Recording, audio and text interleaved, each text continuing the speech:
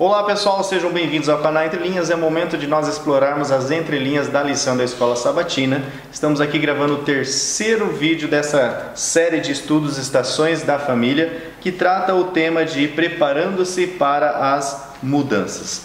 Aqui nas entrelinhas, só a nossa introdução do vídeo já é o vídeo de muitos youtubers, pessoal? Vocês vão desculpando, mas é muita coisa aqui que nós destacamos para vocês. Primeiro nós vamos novamente explorar as entrelinhas, ok? Então você estuda a linha da lição e vem assistir a gente aqui para ver as entrelinhas da lição. Nós vamos pegar praticamente todos os textos que o autor cita e vamos tentar contextualizar, trazer o contexto histórico, a simbologia hebraica por detrás. 23 ou 24 mil? Há essa divergência entre o Novo e o Velho Testamento. Vamos trazer aqui alguns autores, inclusive, que comentam sobre isso. Tentando a quem? Será que Deus foi tentado ou Jesus estava sendo tentado? Quem é o destruidor que é citado em Salmos? E mais isso, Ananias e Safira, por que ocorreu isso, esse rigor com esses dois? Vamos discutir isso na lição de hoje. O filho do escravo, filho da serva, Agar, nós vamos trazer aqui, e Sara. Destino de Jesus, as pessoas estavam querendo ter o mesmo destino que Jesus, será que elas estavam preparadas? A mãe de Pedro perguntando para ele. Relação do casamento com o Evangelho, novamente, já que o tema aqui de segunda-feira é preparando-se para o casamento. Vamos trazer também a questão pictográfica das palavras pai e mãe, no contexto aqui de paternidade e maternidade da lição de terça-feira. E vocês vão ver assim quão significativos são os símbolos da língua hebraica. Seguindo ainda, o último inimigo, nós vamos tratar sobre essa questão de qual vai ser esse último inimigo citado e também da palavra velho, preparando-se para a velhice, zaken, a pictografia da palavra velho em hebraico. Com certeza você vai aprender mais, eu aprendi mais, o Ricardo trouxe aqui vários pictogramas novos não, mas novas montagens, e você vai ver assim, quanto sentido há em toda essa montagem da língua hebraica. E aí, por fim, nós vamos falar sobre a palavra morte e a sua pictografia. Fora todos os textos de Reis de Coríntio, Salmo 71 que nós vamos trabalhar, Lucas e Efésios. Então fiquem ligados nas entrelinhas, com certeza você vai aprender bastante coisa como nós temos aprendido e estamos aqui para compartilhar com vocês. Então, chama a vinheta.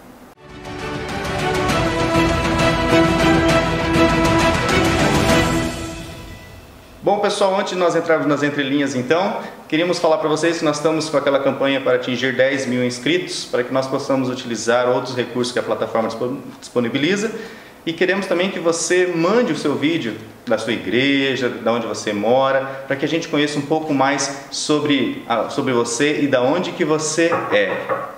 Opa! Olha!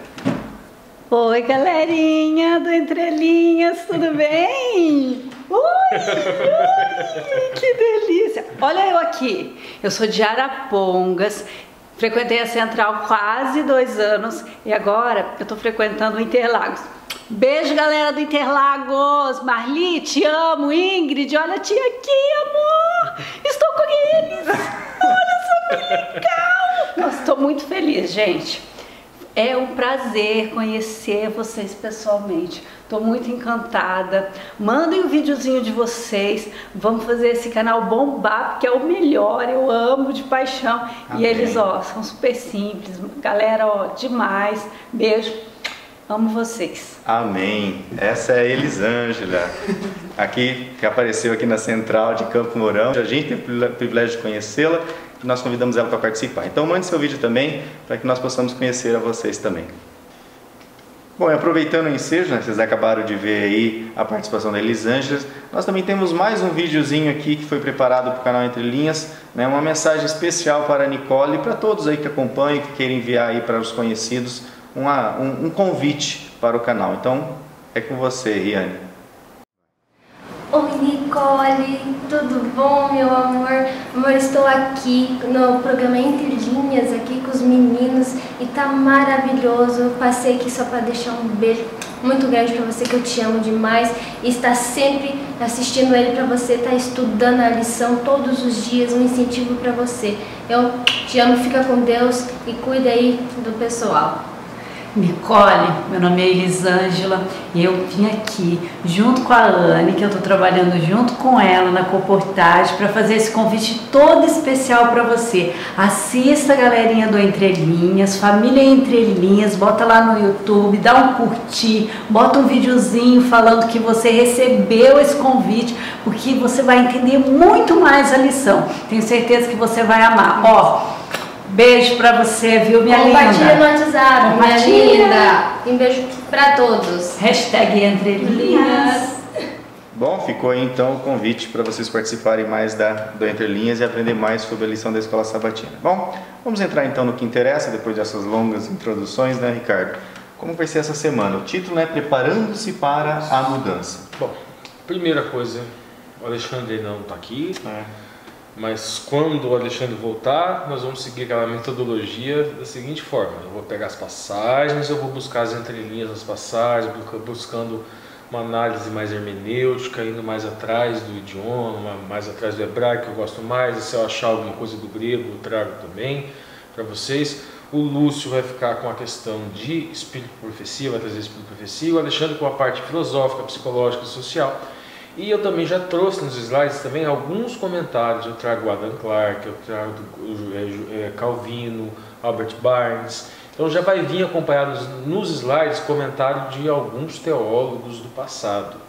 Então essa sistemática vai acompanhar a gente em todo esse trimestre. Legal. A lição dessa semana, lição 3, preparando-se para a mudança. Bom, primeiramente, o Lúcio já vai trazer aqui pra gente a questão Ellen White, assim, da parte do sábado.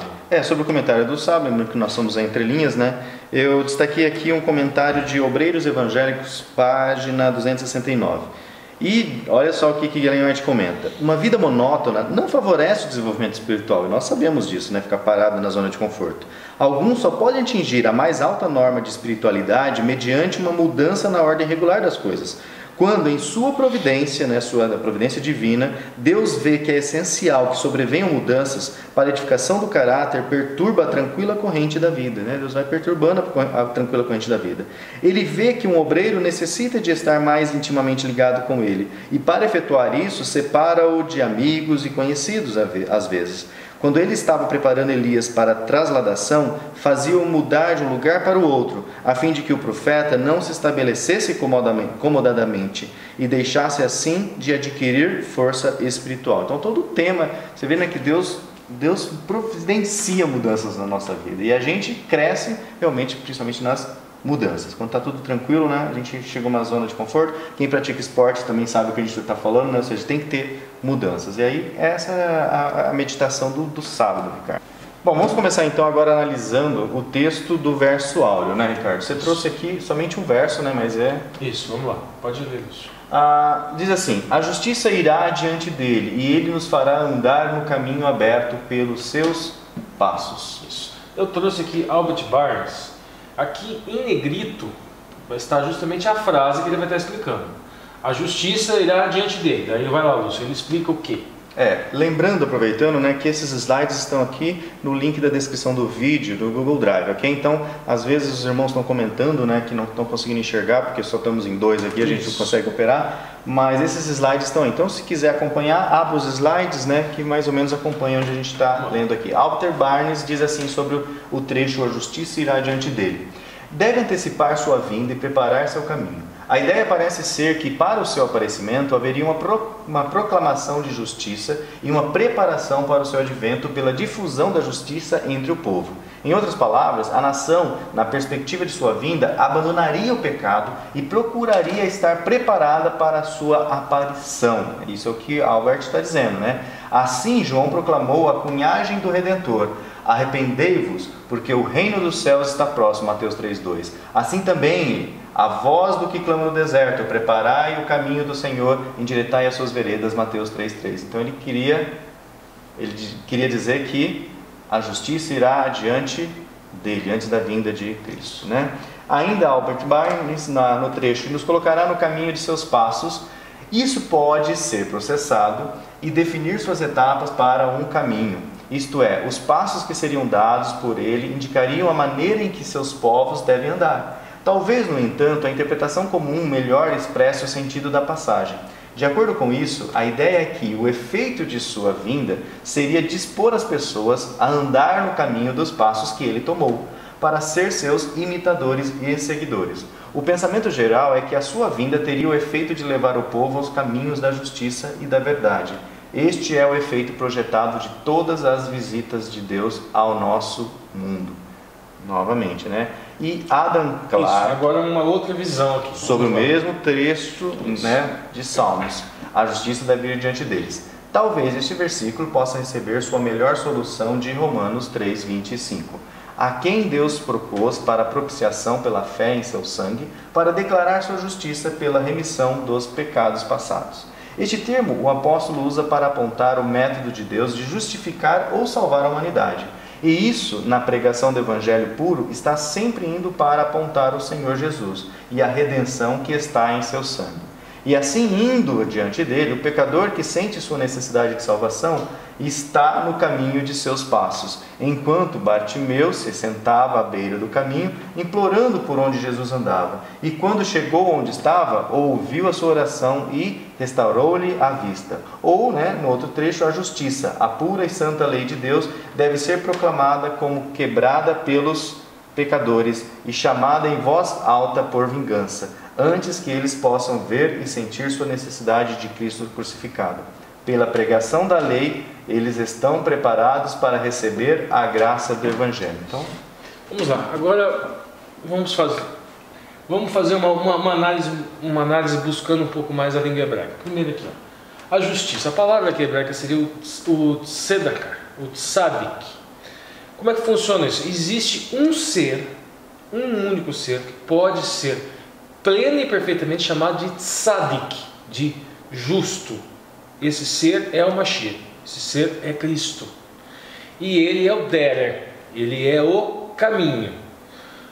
A gente pode fazer uma análise perfeccionista disso aqui e entender assim, da seguinte maneira. Bom, Cristo veio e trilhou os passos. Então ele cumpriu a lei plenamente, então eu também tenho que cumprir a lei plenamente. Isso é uma versão deturpada daquilo que o apóstolo Paulo fala de justificação pelas obras.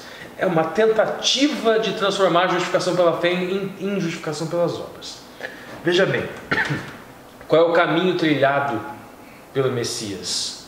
O caminho trilhado pelo Messias é o caminho da misericórdia, é o caminho do amor. O maior de todos os mandamentos é amar a Deus sobre todas as coisas e ao próximo como a ti mesmo. Ninguém conseguirá obedecer plena e perfeitamente a lei ao ponto de ser salvo. Senão, Cristo não precisaria ter vindo aqui. Isso é negar a Cristo. Nós ficamos 6 meses estudando Gálatas e Romanos e a gente chega na igreja e ainda fica escutando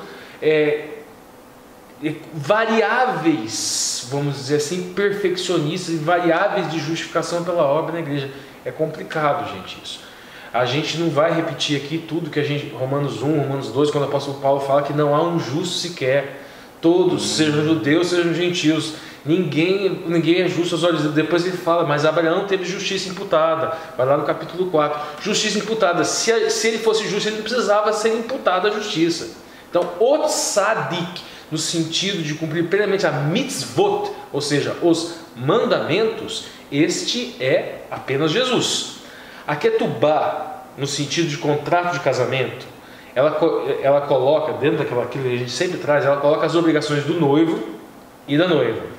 A obrigação do noivo era cumprir o concerto das obras, e a obrigação da noiva é amar o noivo e retribuir aquilo. Então você obedece à lei por gratidão. Por gratidão. É isso que o apóstolo Paulo explica em Romanos e em Gálatas. Obediência à lei é para agradecer a graça imerecida recebida. Então esse caminho trilhado é o seguinte: agora que eu vi que ele, Jesus, trilhou esse caminho de misericórdia para comigo, terei eu misericórdia para com o próximo e procurarei obedecer os mandamentos, não para me salvar, porque isso é impossível, mas porque Ele me perdoou. Obediência de mandamento é por gratidão, não para obter salvação. E vale lembrar também do comentário da lição anterior que nós colocamos sobre a questão do livre-arbítrio versus livre escolha. Então nós não podemos nós podemos desprezar os árbitros que existem dentro de nós. Então quais são esses passos, quais são esses caminhos? Misericórdia. Caminho de amor. Nós vamos falar muito disso hoje, falar do ágape. Isso, vai ter Coríntios 13 daqui a pouco, né, pessoal? Avançando agora para domingo, né, sobre despreparados, né? E um dos textos que o autor traz, a gente vai pegar aqui todos os versos aqui de 1 Coríntios 10 e vamos explorar, vai ter os próximos slides aqui, vão apresentar alguns detalhamentos desses versos. Então, olha lá, 1 Coríntios 10, verso 1. Ora, irmãos, não quero que ignoreis que nossos pais estiveram todos debaixo da nuvem. Pode continuar. E todos passaram pelo mar, e todos foram batizados em Moisés, na nuvem e no mar. Beleza, então vamos lá, aqui. Então, primeira coisa, debaixo da nuvem. Que nuvem que é essa? Pelo deserto, e eu vou explicar um pouquinho, antes de eu explicar pelo deserto, eu vou explicar assim, a Torá, ela tem, na estrutura dos nomes da Torá, ali tem está descrito ali o processo de salvação. A soteriologia, né? É o estudo da salvação. Eu não gosto muito desses neologismos aí, dessas novas estruturas de a salvação é assim, a salvação é assado. Eu sempre, aquela história, a gente tem que passar pelo filtro da Torá. Então a gente tem o Gênesis, o Bereshit, no princípio. O Reshit, já explicamos, personificação de Cristo. O Reshit, no princípio, é Jesus como sendo o princípio ativo da criação.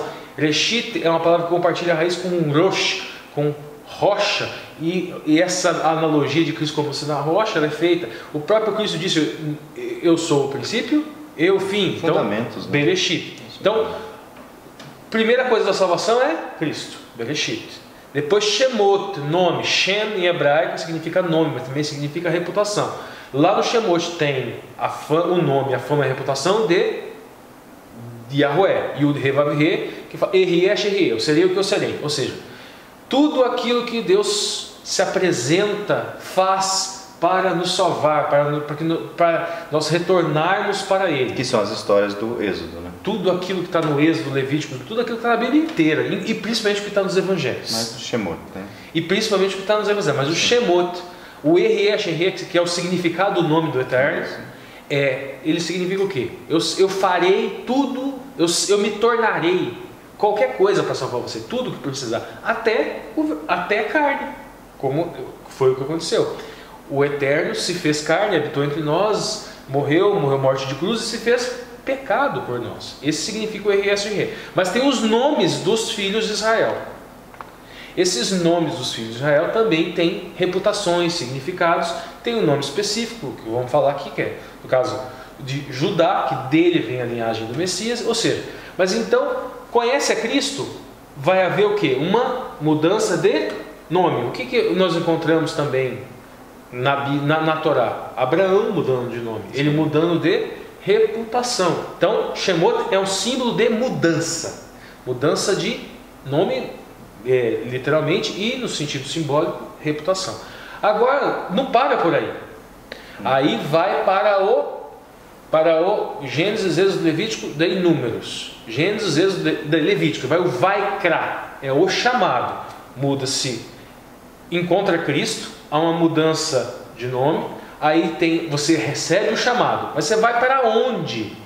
O Levítico é o Vaikra, é o chamado. Isso. Você vai para o deserto, que é o Bamildavar. E depois, lá no deserto, você escuta o Davar, a palavra. E por que eu estou falando isso? Coríntios 10, que vai do 1 até o 13, vai descrever esse processo de santificação que a gente encontra na Torá. Então a gente começa aqui, lá no deserto. Lá na nuvem.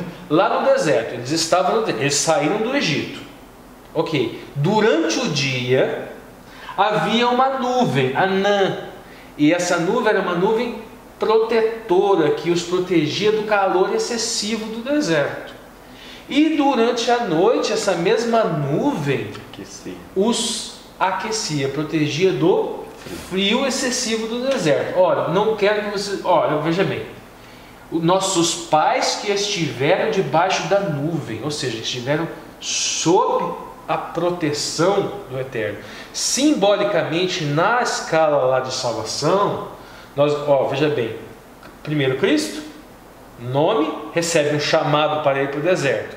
Lá na história daquele povo, eles estavam na idolatria egípcia, saíram da idolatria egípcia e foram se purificar no deserto. E lá no deserto eles escutaram as palavras, os ditos, o Aseret Debrot, que são, ou seja, são os 10 ditos do Eterno. Veja bem, tinha proteção e eles passaram pelo mar. Simbologia do casamento volta. Quem é a esposa escatologicamente? Israel, aquela que estava saindo do Egito. Existe um ato cerimonial que é o Tevila, que é o banho, a noiva se preparando, ela toma um banho cerimonial, se preparando para o esposo. Esse Israel, esposa escatológica, quando atravessa o Mar Vermelho, aquilo simbolicamente é como se ela estivesse tomando este banho espiritual. Isso é um arquétipo do nosso batismo também. Quando nós nos batizamos, nós estamos demonstrando: sou Israel, sou igreja, faço parte da igreja. E é como se estivesse passando pelo Mar Vermelho, como se estivesse morrendo para aquela vida de paganismo do Egito e renascendo para uma nova vida agora no deserto. É uma divisão, né? Uma divisão. Egito, deserto. E agora eu vou para o deserto me purificar, ouvir as palavras. E o que são essas palavras? Essas palavras, o que se recebe do monte é a ketubá, é o contrato de casamento. Então aqui, o que está se falando? Está se falando desses antepassados lá no deserto, que são arquétipos de uma esposa em processo de purificação para o esposo. Note o seguinte lá, taval significa que aqui no caso seria o imergir, molhar ou banhar-se. Depois nós vamos falar sobre o tevila.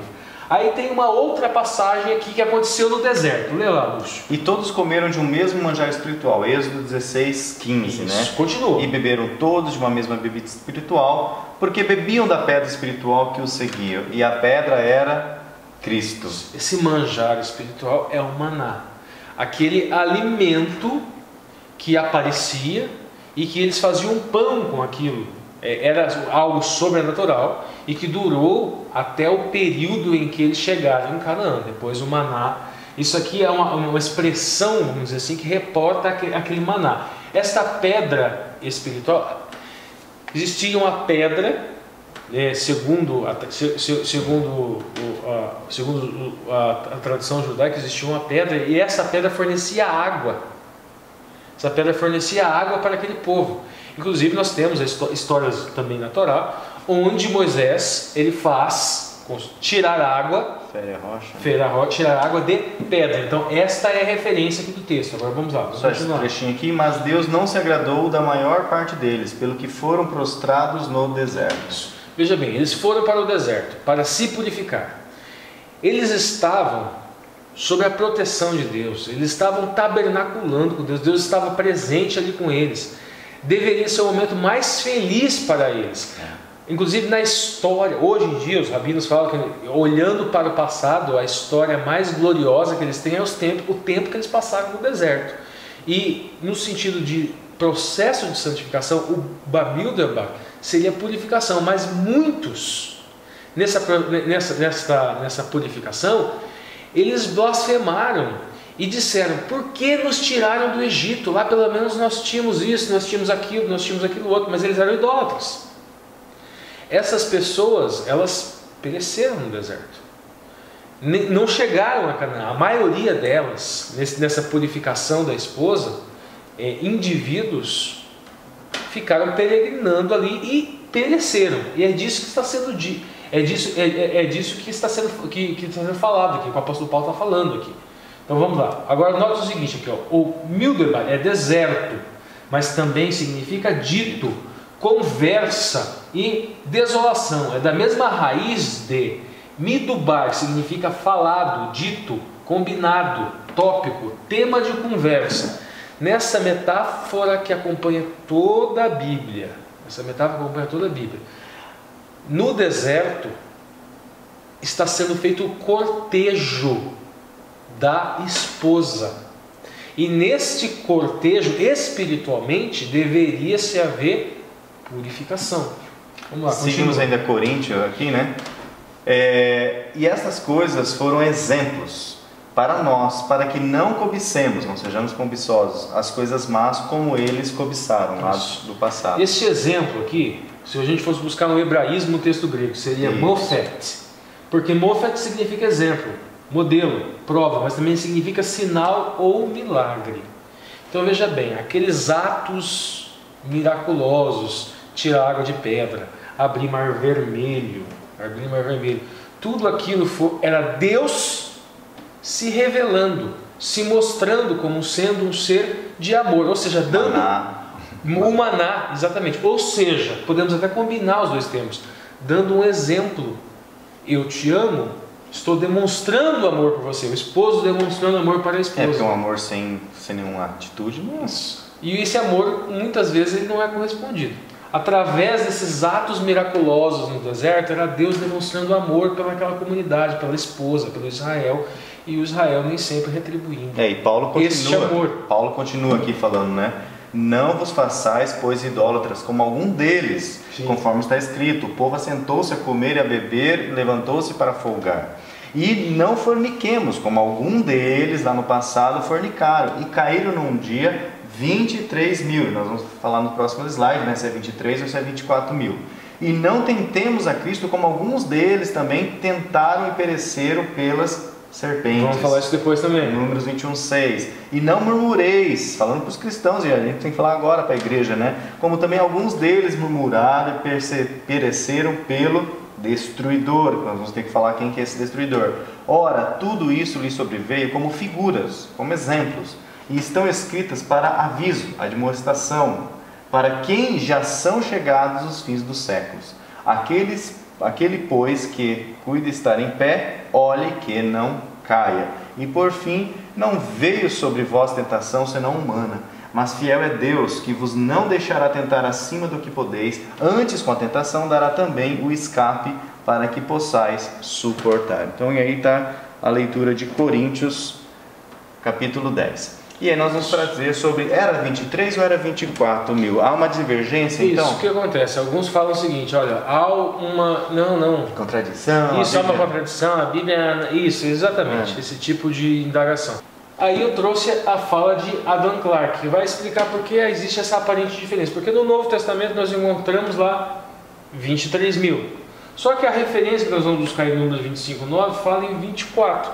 Essa diferença de 1000. Por que essa diferença de 1000? Lê lá, Lúcio. Legal. E Adam Clarke, né, ele diz assim, que em Números há a referência de 24 mil e permitindo que esta seja a leitura genuína, ou seja, que 24 mil. Em nenhum dos manuscritos hebraicos exiba qualquer leitura diferente no local. Moisés e os apóstolos podem ser assim reconciliados em Número 25:4.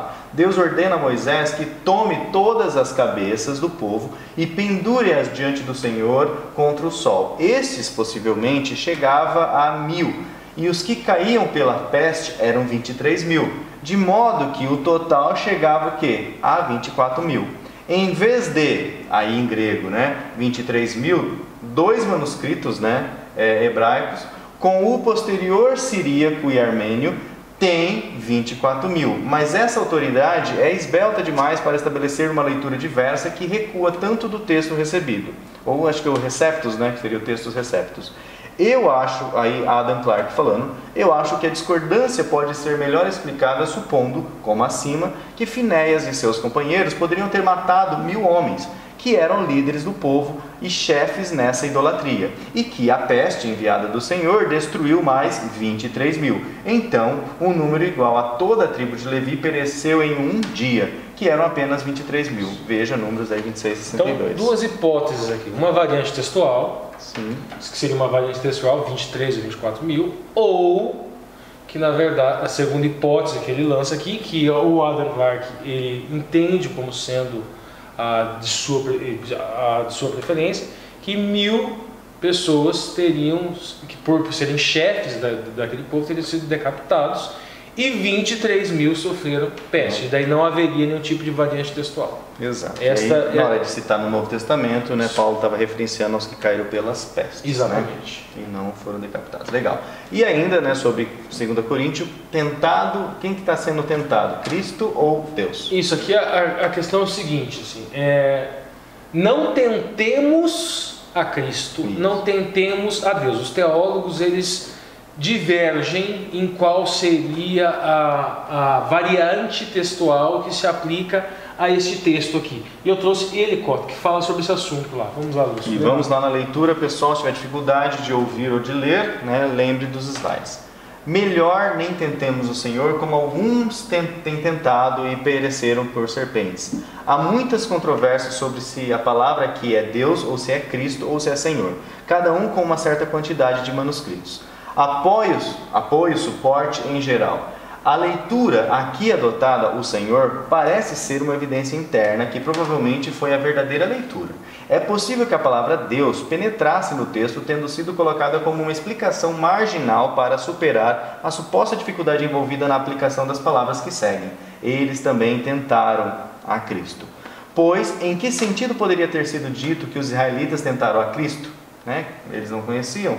Não há motivo, no entanto, para conectar alguns tentados, a palavra também não está no original, com o objeto da cláusula anterior. E é notável que a segunda palavra traduzida, tentada, não é o mesmo que o primeiro. Não tentemos, entre aspas, né? É na forma original e intensificada do verbo que é usado em sua forma simples, em alguns tentados. A leitura Cristo pode ser entrada no texto como uma explicação que, pela palavra Senhor, São Paulo quis dizer o Redentor.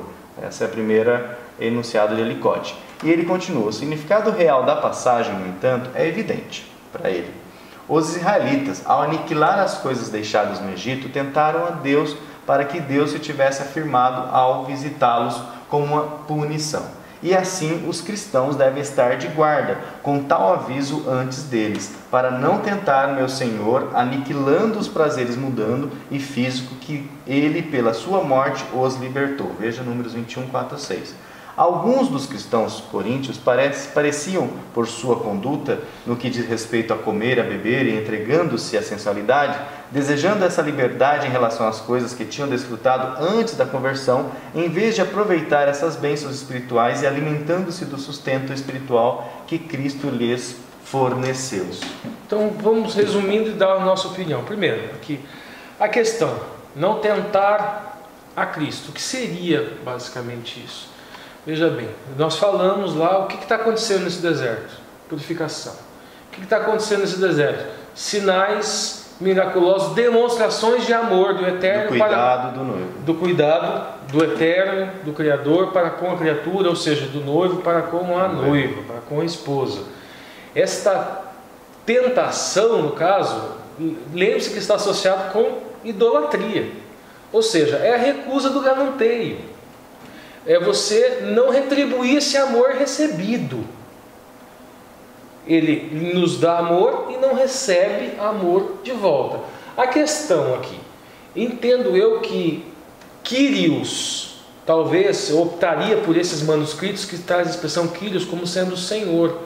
E não entendo que seja assim como ele, porque faz essa distinção, ele não poderia estar se aplicando a Cristo aqui, lá, porque lá no Velho Testamento eles não conheciam, mas eles conheciam o Senhor, Adonai. Sim. Adonai era conhecido. Então, se poderíamos utilizar os manuscritos onde está escrito Kyrios, e esse Kyrios está falando de Cristo no Novo Testamento, e é uma referência correspondente a Adonai no Velho. Nós vemos no Apocalipse várias e várias passagens. Por exemplo, no Apocalipse fala, e é Jesus falando, eu sou o princípio e o fim. E nós vemos no Velho Testamento Yahuwah falando, eu sou o princípio e o fim. Exato. Então por que não? Kyrios para Cristo e Adonai para Yahuwah. Entretanto, poderíamos aqui estar dando aso a uma visão trinitariana. O que ele aqui, ele não gosta muito, vamos dizer assim. Mas Vamos lá, vamos continuar aqui, vamos seguir o barco. Em Coríntios 10 também trata sobre a questão do destruidor, né, que fala lá no verso 10. E Thomas Coke, né, diz assim: os judeus geralmente interpretam isso dele, né, ele style, né, o estilo, o perigo da morte, que seria o destruidor, sob o nome de Samael. Veja Êxodo 12, 23, Hebreus 11 e tal, e também veja Locke e Hammond. Vamos lá, continua. Vamos ter mais 3 visões aqui de quem seria esse destruidor. Isso, Albert Barnes já diz assim: foram destruídos pelo destruidor, né, citando lá Coríntios, ou seja, eles estavam condenados a morrer no deserto sem ver a terra de Canaã. Êxodo 14, 29, né, diz o destroyer, né, o destruidor. Aqui é entendido por muitos como significando o anjo da morte, tantas vezes referido no Antigo Testamento e geralmente chamado pelos judeus de Samael, concordando aqui com o autor de Thomas Coke, né? A obra da morte, no entanto, é atribuída a um anjo em Êxodo 12, 23. Compare Hebreus 11, 28. Era costume que os hebreus considerassem a maioria dos eventos humanos sob a direção dos anjos. Em Hebreus 2,14, ele é descrito como ele que tinha o poder da morte. Compare o livro de sabedoria de Salomão 18, 22, 25. A ideia simples aqui, no entanto, é que eles morreram por seus pecados e não foram autorizados a entrar na terra prometida, né? Fecha aqui a ideia de Albert Barnes. Calvino? John Calvin, ou Calvino, né? Pelo destruidor você pode entender o anjo que executou o julgamento de Deus. Agora ele às vezes emprega o ministério de anjos maus, às vezes de bom, em punir homens, como aparece em várias passagens das Escrituras. Como Paulo aqui não faz distinção entre um ou outro, você pode entendê-lo também, né? Então ele não falou. E John Wesley, aí sim, o destruidor, o anjo destruidor, número 14.1, números 14.3. São o que os autores comentam sobre quem é esse destruidor. Bom, eu ignoro John Calvino, né? Próximo, nesse texto. Tá? E agora, seguindo, nós vamos falar sobre, ainda nos preparados, sobre os filhos da escrava e o filho da livre, que é um dos textos que traz aí na questão número 2, ainda da lição de domingo. Isso. Certo? Vamos lá. Pode e ir. aí, posso ler aqui? Pode. Vamos lá. Gênesis 16, do 1 ao 6, trazendo aqui mais os detalhes do texto, nas entrelinhas. Ora, Sarai, mulher de Abrão, não lhe gerava filhos, e ele tinha uma serva egípcia cujo nome era Agar. Nós conhecemos a história, e disse Sarai a Abrão: eis que o Senhor me tem impedido de gerar entre, pois, a minha serva. Porventura tereis filhos dela? Ouviu Abraão a voz de Sarai. Assim tomou Sarai, mulher de Abraão, a Agar, egípcia, sua serva, e deu-a por mulher a Abraão, seu marido, ao fim de 10 anos que Abraão habitara na terra de Canaã. Só temporizando o momento, né? E ele entrou a Agar, e ela concebeu, e vendo ela que concebera, foi sua senhora desprezada aos seus olhos. Então disse Sarai a Abraão: meu agravo seja sobre ti, minha serva pus eu em teu regaço. Vendo ela agora que concebeu, sou menosprezada aos seus olhos. O Senhor julga entre mim e de ti. Engraçado, né? Ela arma o problema e agora vê as consequências. E disse Abraão, no último verso aqui de Gênesis 16, verso 6, e disse Abraão a Sarai: eis que a tua serva está na tua mão, faze-lhe o que bom é aos teus olhos. E afligiu a Sarai, e ela fugiu de sua face. Beleza, olha, o tema aqui, ó, nós estamos no domingo. Eu coloquei aqui, o tema é despreparados. Lá atrás nós vimos um povo que foi para o deserto. O deserto, Bamildebar, é símbolo de quê? Símbolo de preparação. Preparação para o quê? Preparação para o casamento escatológico, casamento cósmico entre o noivo e a noiva. Agora aqui, ó, nós temos um outro tipo de despreparo. E aqui numa análise, podemos fazer uma análise rasteira e julgar Abraão, julgar Agar, por causa julgar todo mundo. Julgar poligamia, porque isso, porque aquilo, olha que coisa absurda que fizeram. Mas eu entendo que seria rasteiro. Seria melhor partir pelo seguinte despreparo: o ser humano, ele é despreparado. A partir do pecado, ele não tem o preparo suficiente para cumprir o conserto da lei pura e perfeitamente, de uma forma com a qual ele possa passar pelo juízo de Deus, ser salvo pela obra dele. Isso significa ser filho da escrava. Você é escravo da lei, no sentido de que você não consegue cumpri-la para ser salvo. Essa servidão da lei não significa que aboliu a lei. Não, gente. Significa que existe... Pode falar isso. Na verdade significa que Ismael, por mais que ele tentasse, ele não conseguiria mudar o sangue dele. O sangue dele era da escrava com o Senhor. Então não tem como você mudar o sangue. Sua natureza. E ele era o filho da escrava. Por mais que ele tentasse, ele não era o filho da promessa. Eu dei um exemplo interessante. Eu dei um exemplo para um colega esses dias. Ele falava muito que ele não entendia a história de Jó, não entendia a história de Abraão. Gente, ele achava que era muito feia. A história de Jó e a história de Abraão, ela é linda, porque ela nos explica o quê? Haverá neste mundo sofrimento, maldições, nós vamos ter o conhecimento do bem e do mal, ou seja, de bênção e maldição, não tem jeito. Só que quando chegou na maldição, o Eterno falou assim, olha, deste ponto até esse ponto, não toca, ou seja, desse ponto até esse ponto, o ser humano sofrerá maldição. Agora, deste último ponto aqui em diante, quem sofre a maldição sou eu. A maldição recai sobre mim. A maldição recai sobre Cristo. Por isso que Jó e Abraão é lindo. Nós não temos possibilidade não só de cumprir a lei, mas de sofrer o que ele sofreu, que é a morte eterna. Ellen White fala, inclusive, que alguns anjos, quando tiveram acesso ao plano de salvação, se ofereceram para passar por aquilo no seu lugar. E ele disse, não, só eu posso passar por isso. Eu tenho condições de passar por isso que eu vou passar. Que é sofrer esse pedaço da maldição que nenhum ser criado pode sofrer, que é a morte eterna. O fato de ser filho da escrava. Agora o filho da livre é o filho da promessa.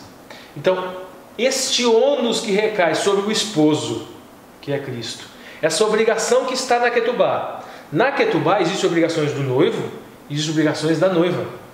E esta parcela é do noivo. Essa parcela é do noivo. Não, o perfeccionismo, ele inverte isso. Ele trabalha, ele pega aquilo que é a obrigação do noivo e traz para a noiva.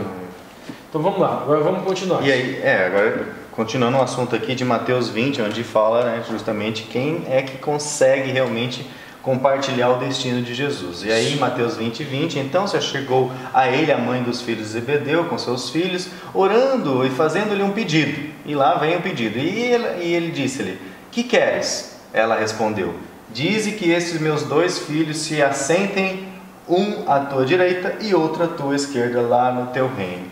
E aí Jesus, Mateus 20, 22 diz, Jesus porém respondendo disse, não sabeis o que pedis. Podeis vós beber do copo que eu hei de beber e ser batizado com o batismo com que eu sou batizado? Dizem-lhe eles, podemos. Vamos lá, primeiro hebraico aqui. Só lembrar de tudo que a gente falou, acho que o pessoal já matou a charada. Ó, este copo aqui que fala aqui, hakos, o copo, kos, em hebraico significa copo, ok, mas também significa destino. Lê lá e troca por destino, Lúcio. Podeis vós beber do destino, né? Ou compartilhar. Ou da sorte. Ou isso. Que eu hei de beber? Podeis vós compartilhar do mesmo destino? E que destino que era esse, gente? A cruz. A cruz. Então ela está pedindo aqui o quê? Vai pôr 3 cruzes, Jesus no meio e os filhos um de cada lado. Ou seja, eles não sabiam o que eles estavam pedindo, né? E o Tevila é imersão ou batismo. Na simbologia, gente, o Tevila é o quê? Lembra que a gente falou? O povo passava pelo deserto, era como se ele estivesse morrendo para a idolatria do passado e nascendo de novo. Agora Cristo fala de um batismo. Só que na cruz, tudo bem, ele se batizou no Rio Jordão. Há aquela simbologia também do esposo se preparando para a esposa com relação ao casamento. Só que a morte dele foi o divisor de águas. É morte eterna. É morte eterna. Aí fica a dúvida. Inclusive, eu escutei, mas como? Cristo passou pela morte eterna? Existe um pastor da Andrews que dá uma explicação muito interessante, que ele fala o seguinte, que Cristo se esvazia várias vezes. Que o Eterno se esvaziou e se fez homem. Ele se esvaziou de sua justiça e se fez pecado. E depois ele morreu a morte eterna. Por quê? Ele tinha uma forma antes de Micael. E ele abre mão desta forma de Micael por toda a eternidade, nesse sentido, morte eterna. E por toda a eternidade ele vai ficar com aquela forma, com aquele corpo, com aquelas marcas, com aquelas marcas dos espinhos, aquelas marcas dos cravos, e provavelmente, aí, especulação desse pastor, é também a mesma estatura. Então, este corpo glorificado sem marcas, que que nós, se estivermos entre os salvos, teremos, ele não terá.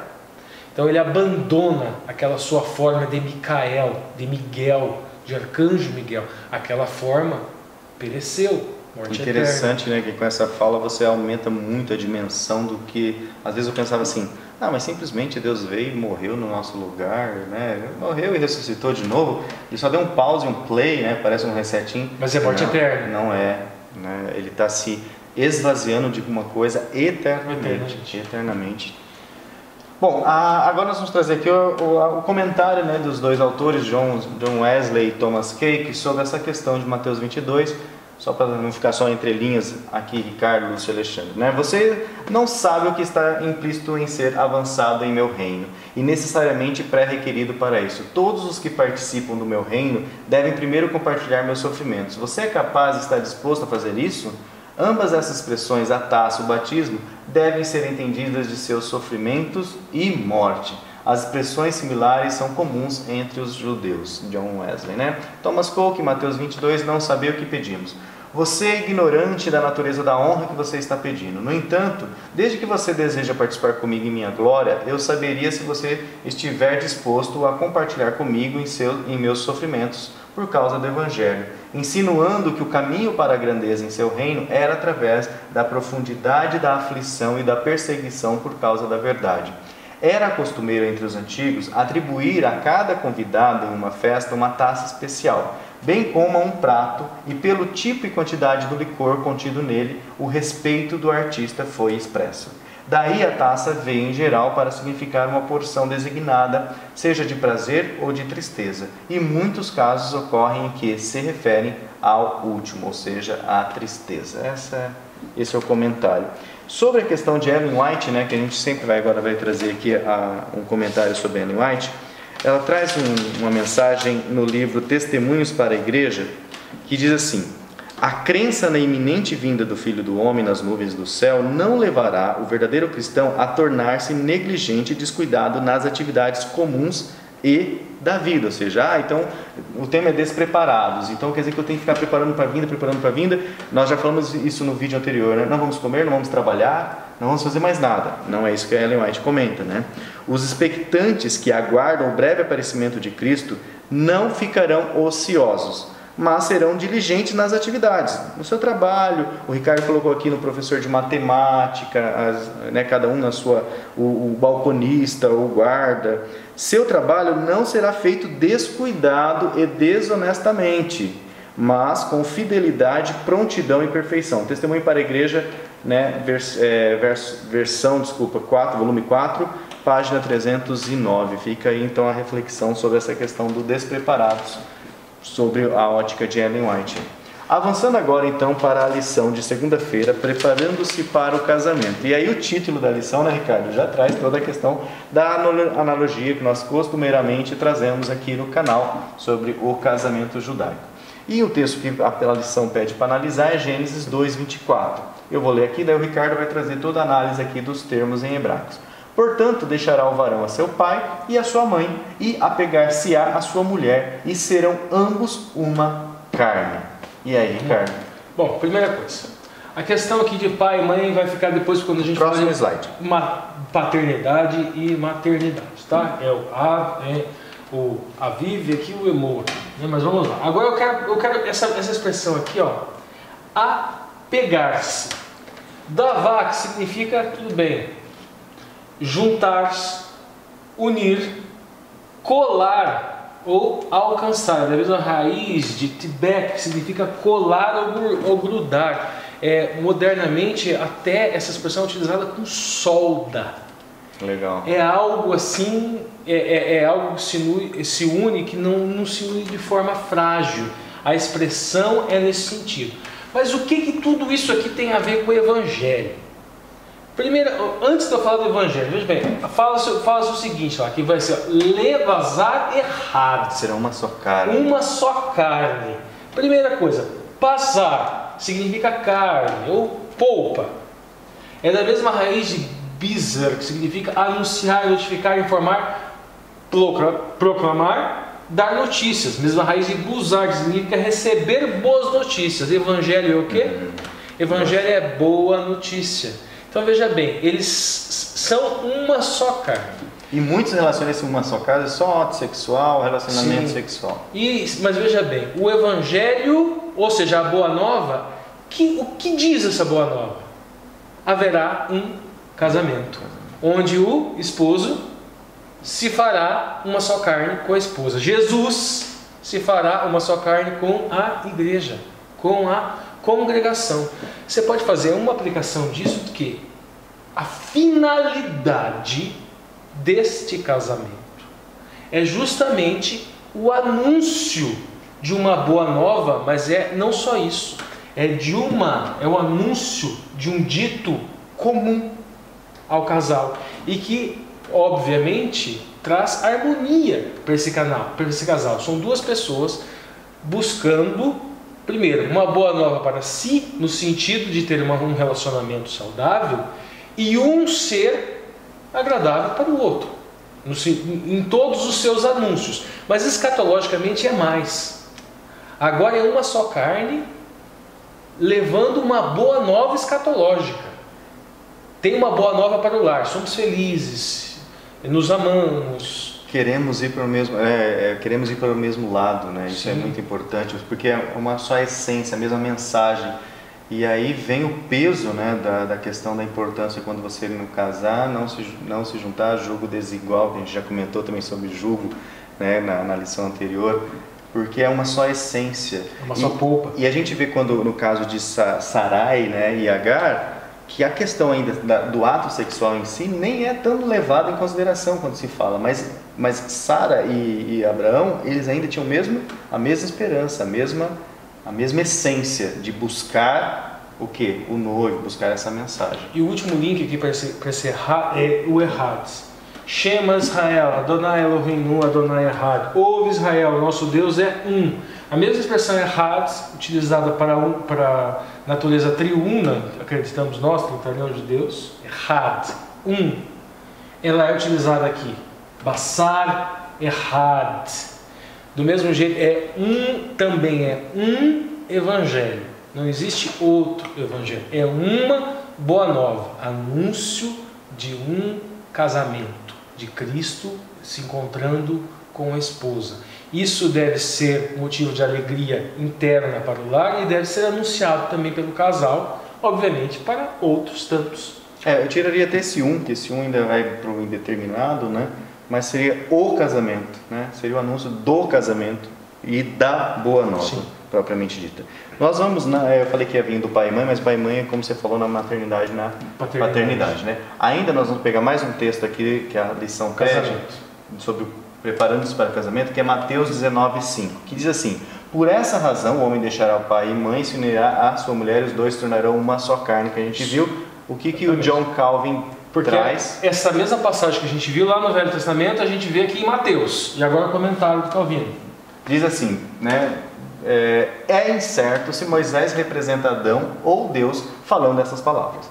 Mas é de pouca importância para a presente passagem qual desses significados você escolhe, pois foi o suficiente para citar a decisão que Deus pronunciou, embora possa ter sido proferida pela boca de Adão.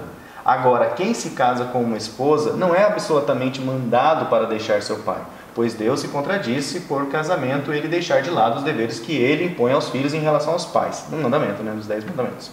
Mas quando uma comparação é feita entre as alegações, a esposa é preferida ao pai e mãe. Mas se algum homem abandonar seu pai e sacudir o jugo pelo qual ele é amarrado, nenhum homem possuirá tal monstro, né? Muito menos ele terá liberdade para dissolver um casamento. E Adam Clarke, eles serão a sua carne, né? Comentando, não só significa que eles devem ser considerados como um corpo, mas também como duas almas em um corpo, com uma união completa de interesses e uma parceria indissolúvel da vida e fortuna, conforto e apoio, desejos e inclinações, alegrias e tristezas. Mais adiante, parece-me que as palavras em Gênesis 2:24, né, lebazar achad, ahad, né, o achad, errado, para uma carne, que nosso Senhor literalmente traduz, significa também que as crianças, compostas como eram de ambos, deveriam ser o produto da conexão matrimonial. Assim, os dois, homem e mulher, serão para a produção de uma carne, o mesmo tipo de criatura humana consigo mesmo, né? Então, você vê duas visões diferentes daquela que a gente está tentando colocar aqui, que é uma analogia sobre o casamento. Isso, eles vão mais específicos, né? Isso. Mas vamos lá, agora a questão do Nasa Kadosh. São duas expressões para casamento. Primeiro, Nasa, ela significa levantar, alçar, perdoar, carregar, levar ou casar. Vamos buscar um pouco do pictográfico. Por que é pictográfico? Primeiro, legal. Pictográfico é o quê? A língua hebraica ela começa com símbolos, e esses símbolos são de coisas do cotidiano. Nun é uma letra que ela vem de semente. Então o que nós podemos trazer para esse casamento? É um novo começo. Ou seja, há uma semente, há um começo. Shin é a letra de uma boca, é a letra de destruição. Ou seja, existe a necessidade de um anular-se. Num relacionamento entre o casal, não há como, gente, são de coxos diferentes, vamos dizer assim. Há necessidade de uma adaptação. De arestas serem podadas. Arestas serem podadas, serem tosadas. Queimadas, né? Queimadas. No caso aqui, queimadas, destruídas. E isso é só no decorrer desta... Ou seja, aqui há uma semente, um começo, uma caminhada. E aí há necessidade para esse casamento também do quê? De um aniquilar-se mútuo. Eu abro mão disso, você abre mão daquilo. Para se encaixar melhor. E aqui o Aleph, que seria uma letra, que seria a cabeça de um boi, é a letra de força. É uma letra de poder. Essas duas situações aqui, elas causam união e poder. Legal. Vamos ao Kadosh. Também é uma expressão. O tabernáculo, Kadosh, Kadoshim, Santo dos Santos, né? Então existe dentro da estrutura do tabernáculo essa questão do Kadosh. Mas Kadosh significa ser santo, santificar significa também o santuário, significa consagrar, bem dizer, mas significa desposar e casar-se. Casar-se. Se dedicar.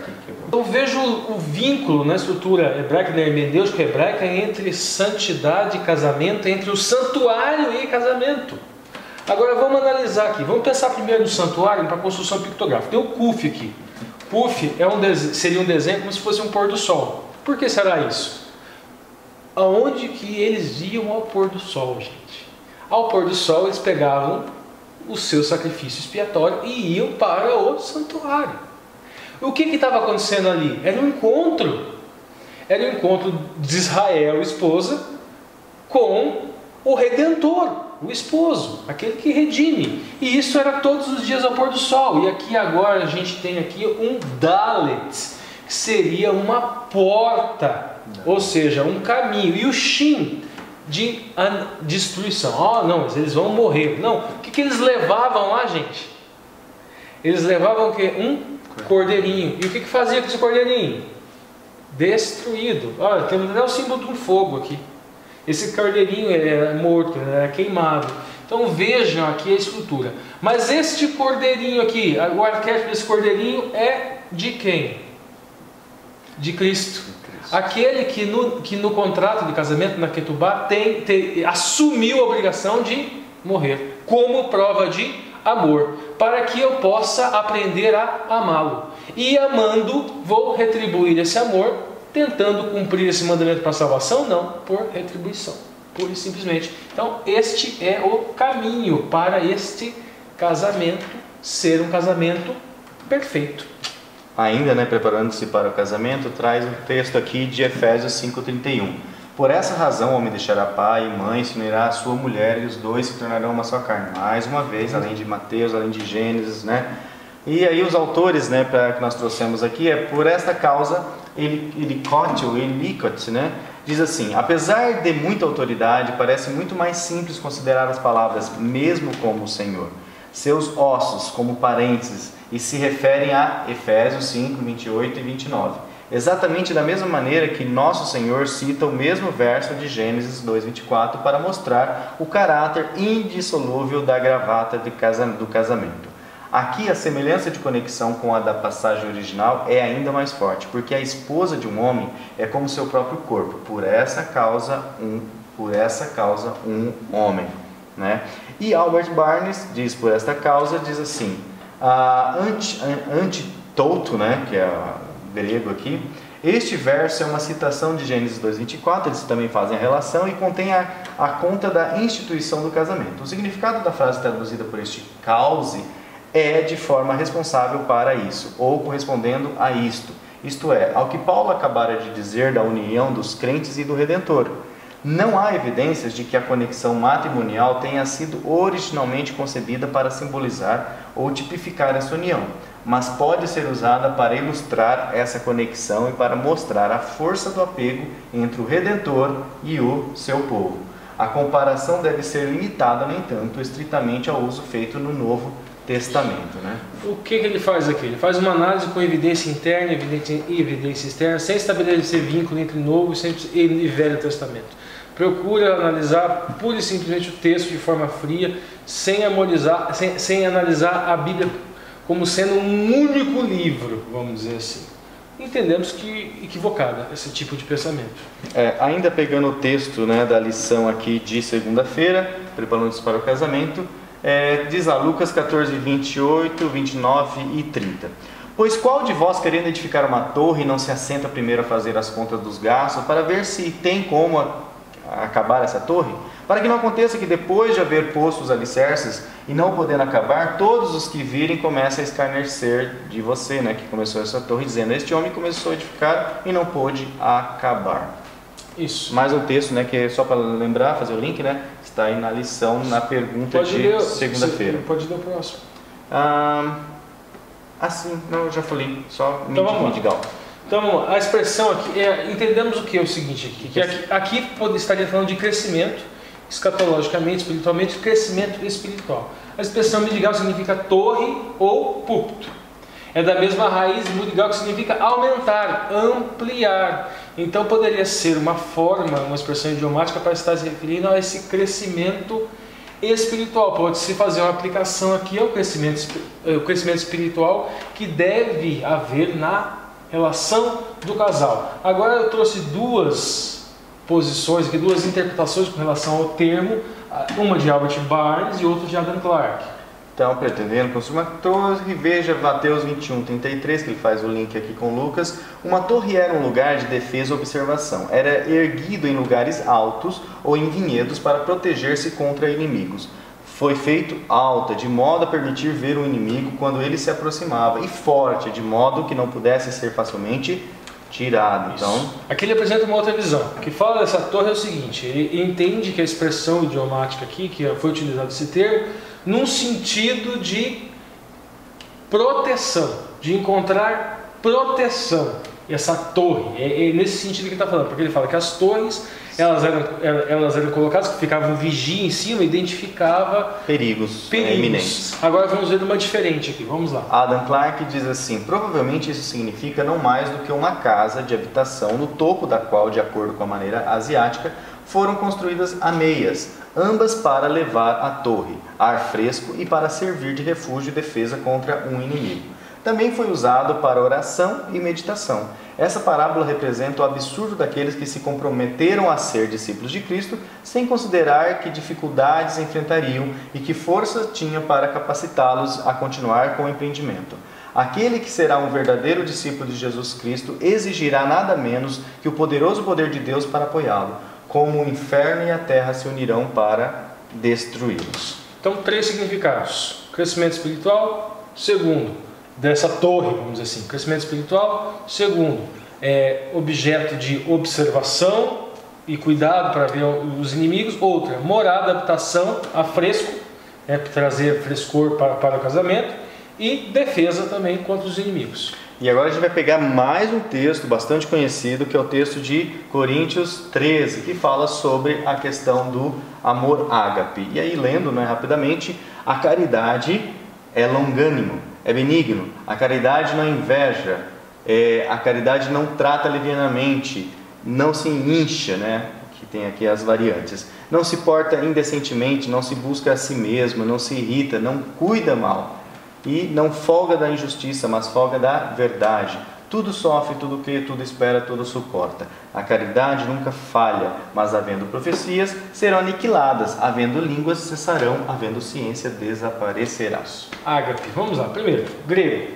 Ágape, pode ler, Lúcio. Amor abnegado. Contexto divino, fonte, Deus. Então, amor. Agora, mais 3 palavras para amor. No caso, esse texto aqui é ágape, mas existem mais 3 palavras para amor em grego. Lê lá. Tem a palavra filia, que significa amor fraterno, ou, né, de filho, amizade, homem.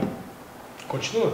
Amor eros, que é amor físico, erótico, fonte, sentidos, né, sensação.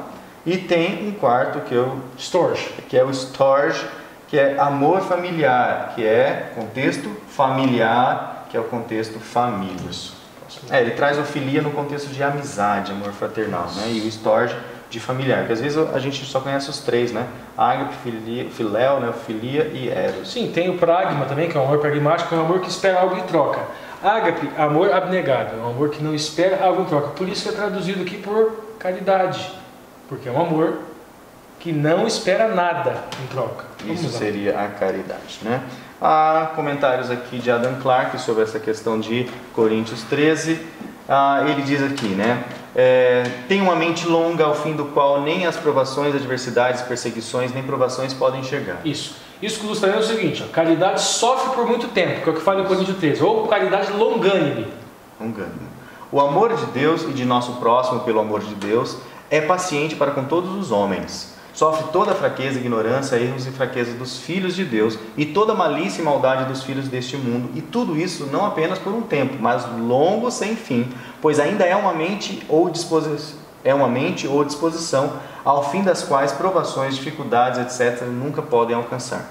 Ele também espera o tempo de Deus para realizar seus propósitos graciosos ou providenciais, sem murmurar ou rejeitar, e suporta suas próprias enfermidades, assim como as de outros, com humildade e submissão à vontade de Deus. Então, agora, longânimo, né? Agora o ágape, esse amor, a caridade, ele é gentil.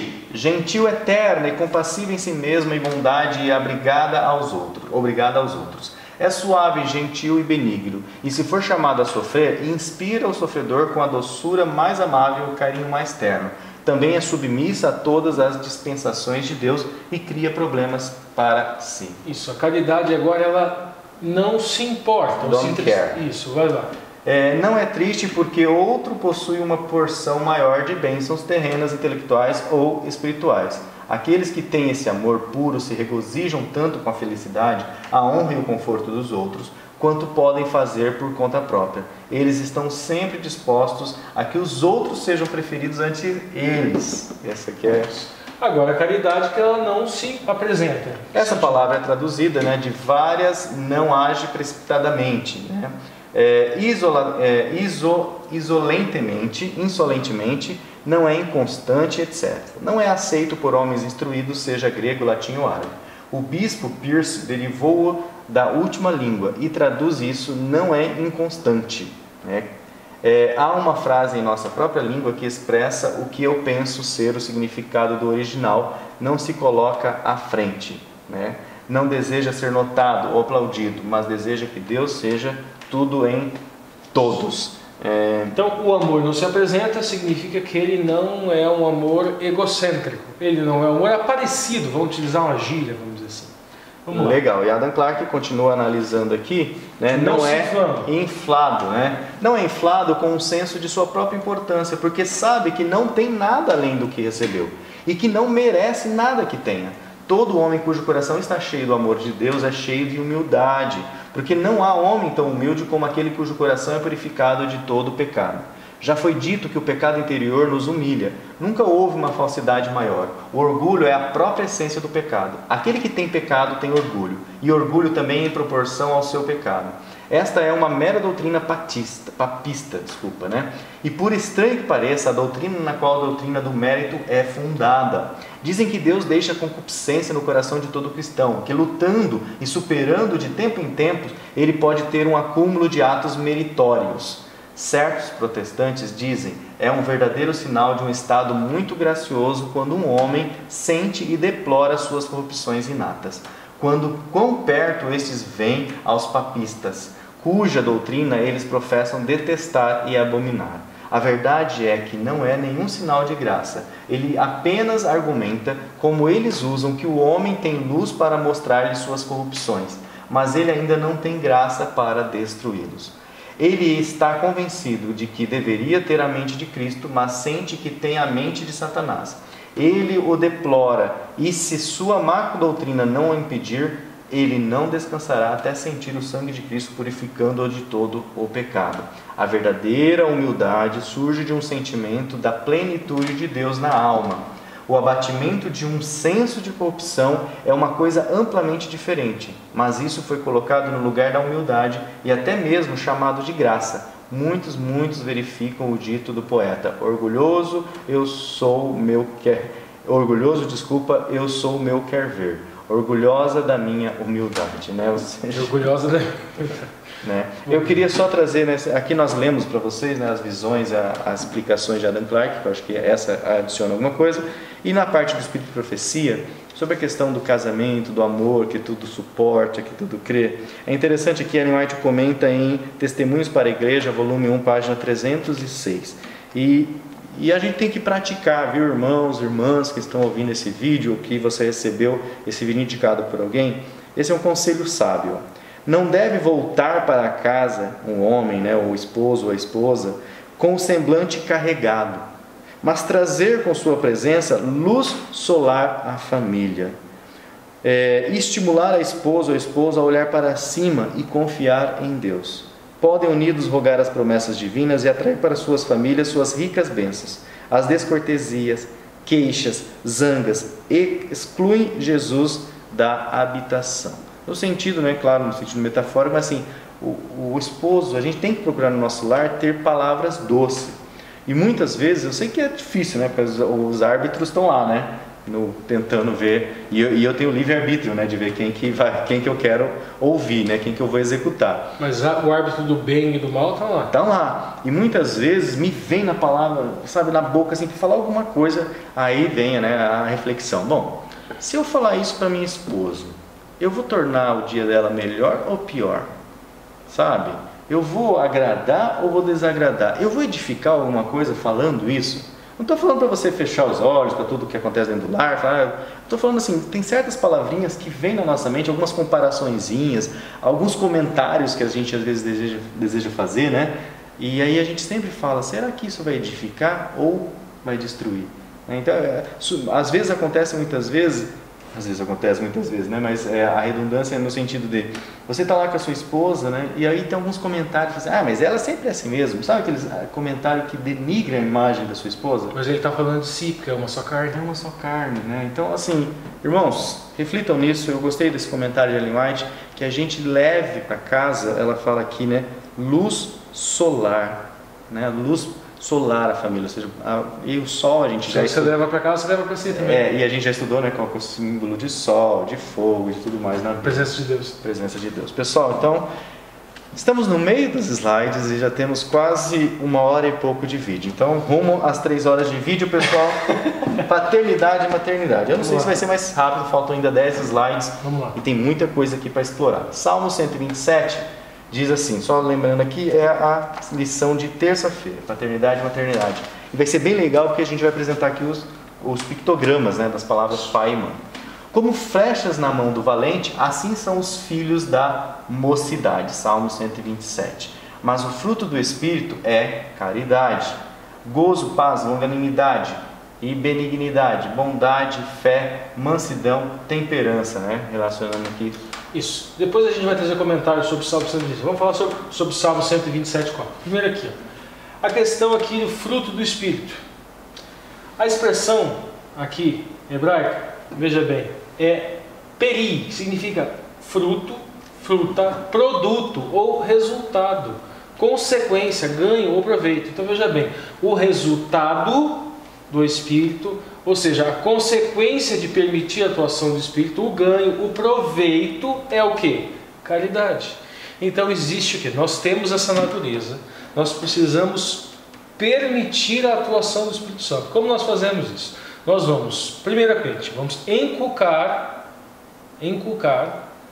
a lei, a lei, a instrução, vamos dizer assim, a Torá. E nós vamos perceber que vai haver um conflito com a lei do pecado, vamos dizer assim, que é a natureza carnal.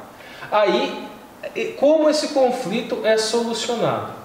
Esse conflito é solucionado através da lei do Espírito, que é justamente isso aqui. O que é essa lei do Espírito?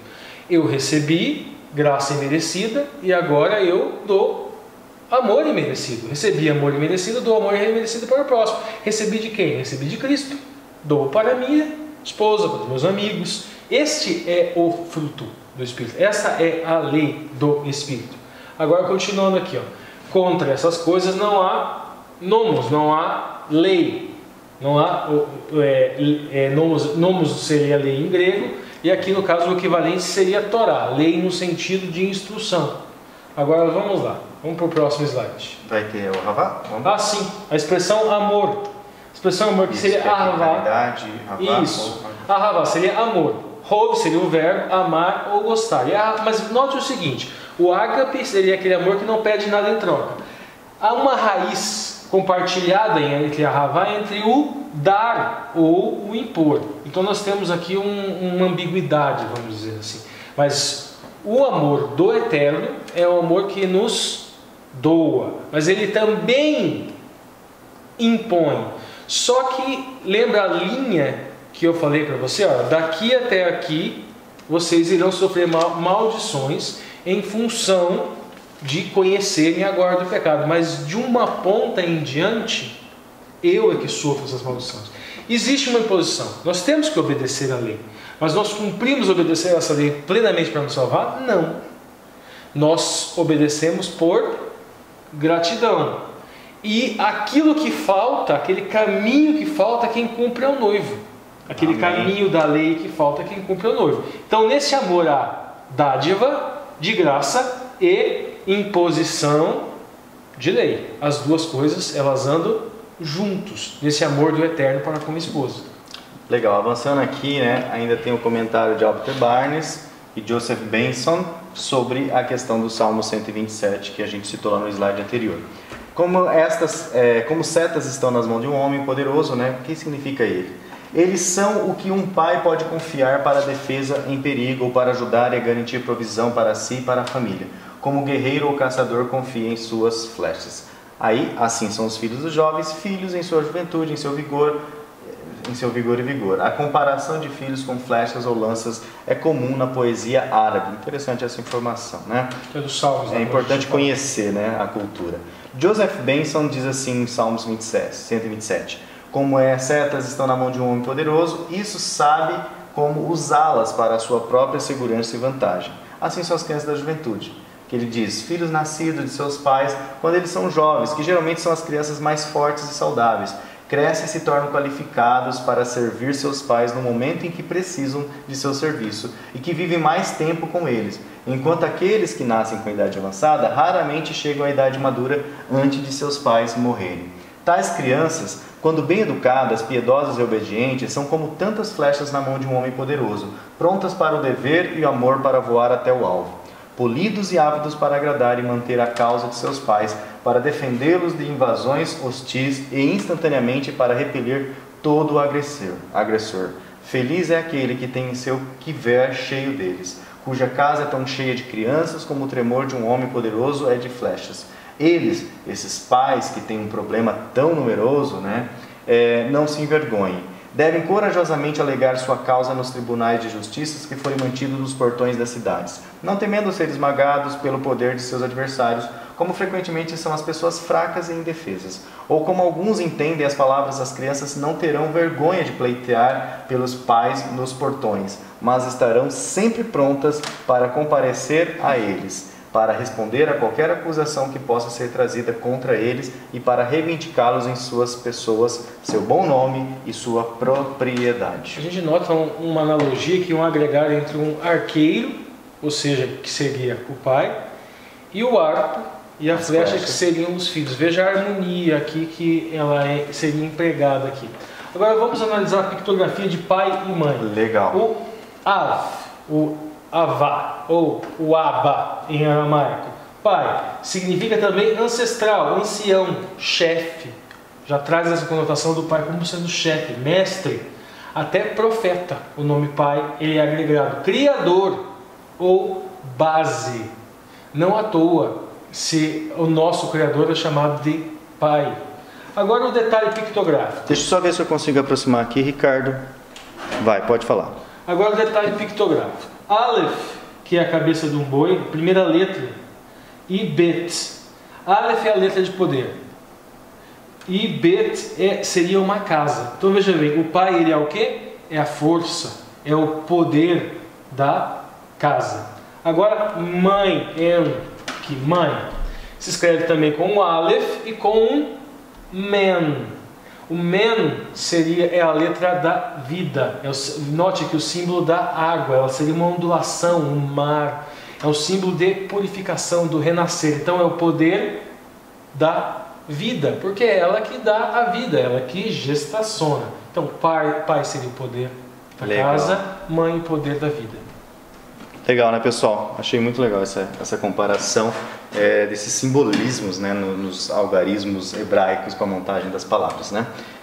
Avançando aqui agora na lição, ainda preparando-se agora para a velhice. E aí sim nós vamos trazer aqui o Salmos 71, verso a verso, para você que está ouvindo no fone de ouvido, né, não precisa lá pegar a sua Bíblia para ler nesse momento das entrelinhas, né? Nós vamos ler todos os versos aqui, depois temos alguns versos que foram separados aqui pelo Ricardo para a gente trazer aqui alguns detalhes. Antes deixa eu só marcar aqui sobre a questão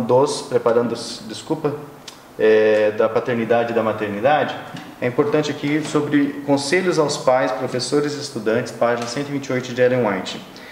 Ele diz assim, pessoal, ela diz assim, desculpa. Como governantes comuns do reino do lar, mostrem o pai e a mãe bondade e cortesia um com o outro. Aquilo que nós falamos, né, na lição de terça-feira. Jamais deve o seu comportamento militar contra os preceitos que procuram incutir. Não podemos entrar em contradição, tem que tomar cuidado. A gente quer incutir para a criança ser honesta, ser verdadeira, falar sempre a verdade, ter um comportamento, você tem que ter aquele comportamento 100% do tempo, né? Deve manter pureza do coração e vida. Se deseja que os filhos sejam puros, deve educar e disciplinar o eu, se desejam que os filhos estejam sujeitos à disciplina. Devem pôr diante dos filhos um exemplo digno de imitação. Então, pais, quando eu leio essas passagens eu me arrepio, porque com certeza o Murilo, o Ângelo, eles estão nos copiando a todo momento. Então não podemos baixar a guarda. Sim, preparando para a velhice, né? 2 slides. Você vai ler agora o Salmo 71. Vamos lá então. Em ti, Senhor, confio, nunca seja eu confundido. Livra-me na tua justiça e faze que eu escape. Inclina os seus ouvidos para mim e salva-me. Sê tu a minha habitação forte, a qual possa recorrer continuamente. Desde um mandamento que me salva, um mandamento que me salva, pois tu és a minha rocha e a minha fortaleza. Livra-me, meu Deus, das mãos do ímpio, das mãos do homem injusto e cruel. Pois tu és a minha esperança, Senhor Deus, tu és a minha confiança desde a minha mocidade. Por ti tenho sido sustentado desde o ventre, tu és aquele que me tiraste das entranhas da minha mãe. O meu louvor será para ti constantemente. Sou como um prodígio para muitos, mas tu és o meu refúgio forte. Encha-se a minha boca do teu louvor e da tua glória todo o dia. Não me rejeites no tempo da velhice, não me desampares, quando se for acabando a minha força, porque os meus inimigos falam contra mim e os que espiam a minha alma consultam juntos. Dizem, Deus o desamparou, persiga-o, prende-o, pois não há quem o livre, né? A pessoa está envelhecendo. E aí, será que eu pulei? É isso mesmo. E aí nós temos, né, alguns versos, verso 17. Explicações, vamos lá. Alguns. Ensinaste-me, ó Deus, desde a minha mocidade, e até aqui tenho anunciado as tuas maravilhas. E aí temos as duas. Vamos lá, Albert Barnes, lê lá.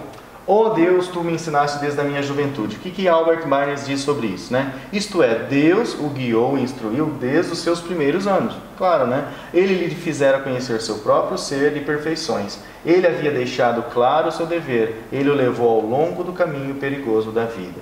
E outro trecho, até agora, eu declarei. Eu dei a conhecer, isto é, ele havia feito isso por louvor público, ele havia feito isso por seus escritos, ele havia feito isso mantendo e defendendo a verdade em todas as situações da vida. Até aquele momento ele estava disposto a defender Deus e a sua causa. Ele aqui é o Davi na sua velhice, só para deixar claro, vamos lá. As suas maravilhosas obras, veja Salmo 9.1, né? Nota Salmo 26.7. Ações ou atos que foram adequados para atrair a atenção, para maravilhar a mente por sua grandeza, para inspirar confiança por sua sabedoria. Avançando ainda em Salmos 71, aí você pode explicar? Vamos lá, 71.7. A questão: tornei-me um exemplo para muitos, porque tu és o meu refúgio. É uma interpretação possível. Outra interpretação: eu sou um prodígio para muito, mas tu é o meu refúgio forte. Tem duas interpretações possíveis desse texto. Veja bem, preparando-se para uma velhice, e você ser nessa velhice um exemplo. É isso que essa passagem traz. Aí a gente tem Albert Barnes, e ele vai trazer uma das interpretações. Lê lá. Por quê? Só deixa eu explicar o porquê antes disso. Mofet é a palavra hebraica para... O que ela pode significar? Exemplo, modelo, prova, sinal ou milagre. Então, essas aqui, tornei-me um exemplo. É uma opção, porque Mofet pode significar exemplo, modelo ou até prova. Agora, também pode significar, olha, aqui é a opção por prodígio, sinal ou milagre. Nesse sentido, então, o homem pode ser, na velhice, ele pode ser um exemplo de uma vida ou um sinal ou um milagre. Você pode enxergar naquele homem um milagre da vida. No final das contas, os dois sentidos se equivalem. Mas vamos lá, vamos ver o que o Barnes e o Calvino falam. Lê lá, Lúcio. Albert Barnes, eu sou como uma maravilha para muitos, né, o prodígio. A palavra aqui traduzida, wonder, né, Mofet, significa propriamente um milagre, um prodígio. Então as coisas que são adequadas para excitar maravilhas ou admiração. Então um sinal ou um símbolo. Veja as notas em Isaías 8:18. O significado aqui é que o curso das coisas em relação a ele, os procedimentos divinos em relação a ele, foi tal que excitou a atenção para atacar a mente como algo incomum e fora do curso comum, da mesma forma que os milagres fazem. Isto pode ser tanto do número como do caráter das calamidades que lhe aconteceram, ou das fugas estreitas que ele teve da morte, ou da frequência da intervenção divina em seu favor, ou das abundantes misericórdias que se manifestaram para ele. A conexão torna provável que ele se refira ao número incomum de aflições que lhe ocorreram e às frequências das interposições divinas em seu favor, quando não havia outro refúgio e nenhuma outra esperança, né? Então vamos lá, Barnes ainda associa as duas coisas. Primeiro, a intervenção miraculosa na vida de Davi. Então pega esse milagre, esses sinais. Então por isso que ele fala que tornei-me um exemplo, ou um prodígio. Eu tornei-me um sinal ambulante da sua misericórdia por mim. Tantas coisas aconteceram na minha vida. Hoje eu sou uma enciclopédia viva, né? Hoje eu sou um milagre ambulante. Eu estou aqui, vocês olham para mim, eu sou um milagre de Deus ambulante. Prodígio. Essa é uma visão de Barnes. E Barnes só comenta aqui, mas tu é meu refúgio, né? Veja as notas de Salmo 18:2, isto é, Deus tinha sido seu protetor, seu esconderijo. Já John Calvin, o Calvino, né? Eu tenho sido um prodígio para os grandes, diz assim. Ele agora faz uma transição para a linguagem da queixa, declarando que foi mantido em repulsa quase universal em razão das grandes calamidades com as quais estava aflito. Há uma aparente, embora apenas aparente, discrepância entre essas duas afirmações. Primeiro, que ele sempre foi coroado com os benefícios de Deus. E em segundo lugar, que ele foi considerado um prodígio por causa das suas grandes aflições. mas podendo extrair daí a doutrina muito proveitosa de que ele não estava tão sobrecarregado por suas calamidades, por mais pesadas que fossem, a ponto de ser insensível à bondade de Deus que experimentara. Embora, portanto, ele viu que ele era um objeto de detestação, mas a lembrança das bênçãos de Deus havia conferido a ele, não poderia ser extinta pelos mais profundos tons da escuridão que o rodeavam, mas servia como uma lâmpada em seu coração para direcionar a sua fé. Esse detalhe aqui que nós estamos falando de Davi, gente. A gente só lembra, tem gente que gosta, né? Só lembra quando cai, né? Só quando Só lembra de Davi e Betseba, né? É o copo meio vazio. Pois é. É o copo meio vazio. Nós não vamos esquecer que Salomão, que tem tantas e tantas glórias e edificou um templo maravilhoso, e não tinha um coração de adoração tão puro quanto tinha o seu pai Davi. 1 Coríntios 15, 24, né, sobre um texto sugerido na lição, diz assim: depois virá o fim, quando tiverem entregado o reino a Deus Pai, e quando ele houver posto abaixo, aniquilado, desfeito todo o império e toda potestade e força. E segue o próximo verso: porque convém que reine até que haja posto a todos os seus inimigos debaixo de seus pés. Ora, o último inimigo que a gente quer verificar, que há de descer aniquilado, é a morte, né? E aí, vamos analisar essa questão do Mevet, morte, pode ser também uma palavra utilizada para doença mortal, peste, ou reino dos mortos. O verbo é mut, morrer. Vamos analisar a pictografia. Deixa eu puxar aqui, se eu conseguir aqui, ó. Vamos analisar a pictografia. Se escreve com um men. Lembra que nós falamos letra de purificação? Lembra lá atrás, quando nós falamos no começo, o povo atravessa o deserto, passa pelo Mar Vermelho. Aquilo lá é um batismo também. Eles morrem para a vida da idolatria no Egito e renascem para uma nova vida. Mut é uma letra, é uma aguinha, é letra de purificação. Primeira letra da morte. Aí tem um vav, que é um prego, é o que vincula um com o outro. Veja bem, morte vinculada a vav, e aqui o tav, aliança. A morte vinculada com aliança, as três letras. A palavra morte está vinculada com uma aliança. A aliança de quem? Há uma aliança desse casamento escatológico entre o esposo, que no caso é Cristo, e a esposa.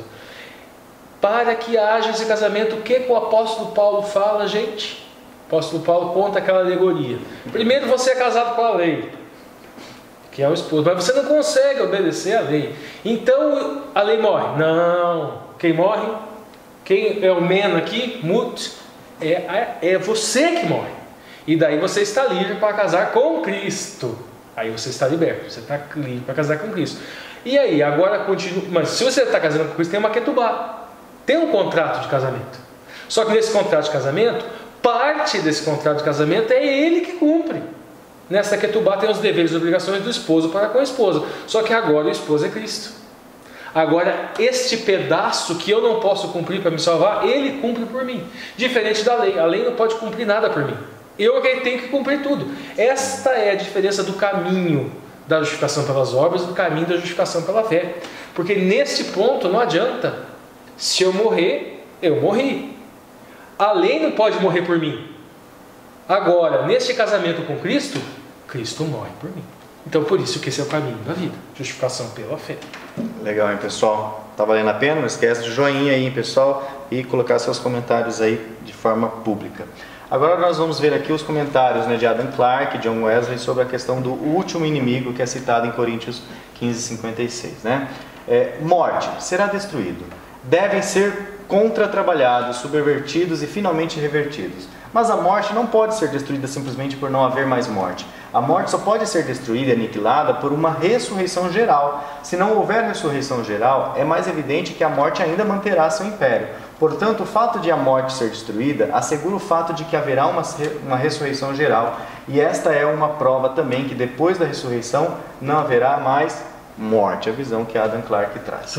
John Wesley, né, que é mais perto da gente, né? O último inimigo que é destruído é a morte. Ou seja, depois de Satanás, Hebreus 2:14, e pecado em Coríntios 15:16, são destruídos. Mas, na mesma ordem, eles prevaleceram. Satanás trouxe o pecado e o pecado trouxe a morte. E Cristo, quando de antigamente engajou com seus inimigos, primeiro conquistou o quê? Conquistou Satanás, depois o pecado em sua morte e finalmente a morte em sua ressurreição, né? Primeiro acho que não é conquistou, né? Primeiro conquistou no sentido da batalha, aí sim, eu que não estava entendendo.